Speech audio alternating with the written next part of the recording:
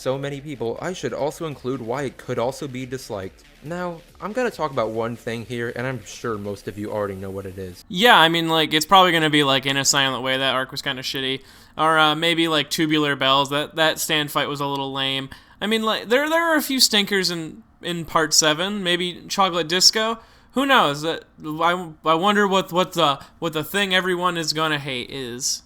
Screw Another World Dio, just fuck him. Like, I swear to hell, this fight feels like such a cop-out and really ruins the entire atmosphere set by the finale with the funny Valentine fight. Oh, that's wrong. Ugh. JoJo's Bizarre Adventure Part 7 Steel Ball Run, after gaining the identity of JoJo's Bizarre Adventure Part 7, began to reveal itself not only as its own standalone reboot of the universe, but also a reimagining of Part 1 through 3. This includes some of the most important themes of that, which is Dio Brando versus the Joestar bloodline.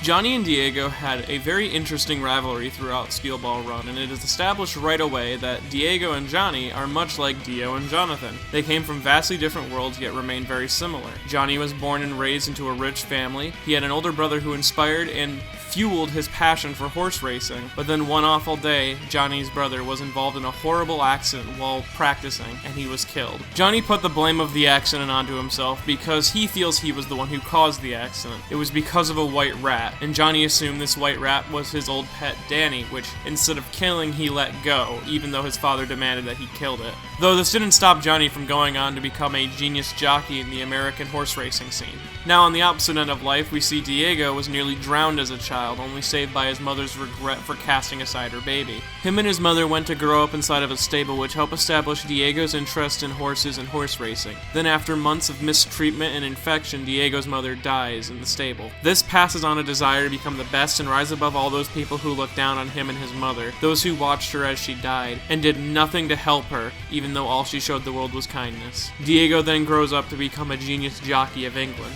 Now, one of the most interesting parts about their backstories is when they interact. Diego does show up in Johnny's life repeatedly, and his appearances mirror that of Jonathan and Diaz. Diego was there the day Johnny's brother died, and knowing Diego and his track record for accidents, it's very possible that Diego set up Nicholas's death. Using a white rat as an excuse and mirroring Danny being the cause of Jonathan's spirit to be crushed, it's very interesting that it takes place right after Dio becomes a true antagonist that we learn these details about Johnny's past. Then after we see Johnny get into the racing scene, we also see that Diego has been crushing Johnny in every race they go against each other. We get a very similar look at a conversation between Johnny and George, his father, about how Diego seems to be better than Johnny in every way, and how if only Nicholas was alive, that Dio wouldn't be as popular as he is. This establishes a rivalry and a history between Diego and Johnny. And as Steel Ball Run goes on, we see more and more of their history being mirrored when Diego rises to power. Just like with the Stone Mask and Vampiric Power, Dr. Ferdinand gives Diego dinosaur powers in his ability, making Ferdinand kind of a surrogate vampire mask, and Valentine also ends up kind of being a surrogate Cars, but we'll get more into that later. Diego and Johnny's interactions during the Scary Monster arc are very interesting, with Diego complimenting Johnny for his performance during the race, calling it a return of the century, though Diego is also always trying to sound superior to Johnny, even when they're talking about simple things like coffee. From this arc on, Diego truly becomes a rival to the protagonist, to the point that he aligns himself with the President, Soundman, and Magenta, all of the end goal of him gaining power, while having a small revenge mission against Johnny and Gyro. Though, Diego dies. During the end of the D4C arc, we get robbed of the dramatic tension between Johnny and Diego. Hell, even Diego and Gyro, getting only a passing comment between Gyro and Johnny about Diego's death. We now enter the surrogate Cars of the story. Funny Valentine is the man responsible for Diego's powers. Technically, he is the man who hired Ferdinand. He's also responsible for Johnny's hardships during the race as he sent terrorists after them. And he's a villain acting mostly out of direct conflict. These are all things that are much like Cars. And I mean, Cars is responsible for Dio's rise to power, since he created the Stone Mask and Cars acted mostly from the shadows. Hell, Funny Valentine even has two forms like Cars, an extremely powerful normal form and a nearly deific second form. Though, Funny Valentine dies, and the viewer is left with a sinking feeling. Even though the fight was really intense, and it was a strong battle of wills and words, we never got to see Diego versus Johnny, the main conflict of JoJo's Bizarre Adventure. There was no final battle between the two. There was no battle of the reincarnations of the two most well known for their final legendary encounter. Diego didn't even live up to his counterpart, or so we thought. Okay, a different dimension? A different Diego from another dimension? But how would that have been possible? Did Valentine bring Diego back from another dimension or something? To do his bidding? What the fuck? He's got the world? What the fuck is that?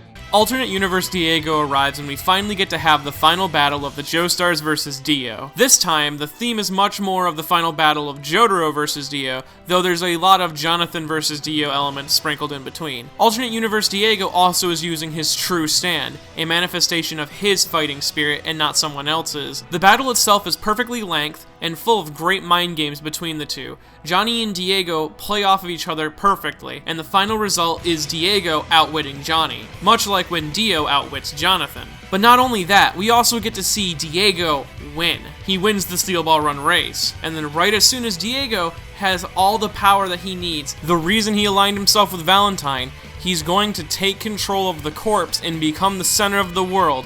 He's almost there. It's all in arm's reach. Really? He'll become the center of the world? I don't know what that means. Lucy? Lucy's gonna stop him? Lucy Steele annihilates him with the remnants of his past, much like when the remnants of Dio's vampiric powers and his past come to haunt him and cause him to completely die. Johnny was never going to beat Diego, but we wanted to see the encounter between the two.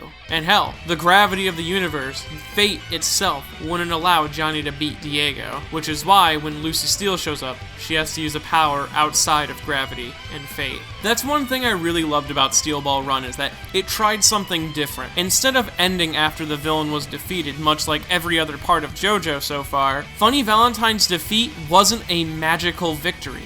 In fact, it was probably more harmful to the country and the people around him than it was helpful. And this final encounter with Diego also gave us a perfect conclusion to the Steel Ball Run race itself, which is something we needed given the part's name is Steel Ball Run. It's the focus of the part, even if it's not the focus at all times. If you enjoyed this video and want to support the creation of videos much like it, I have a Patreon. It's patreon.com/Meti Not the Bad Guy.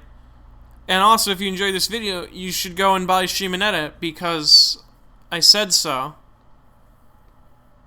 Yeah. Shimonetta.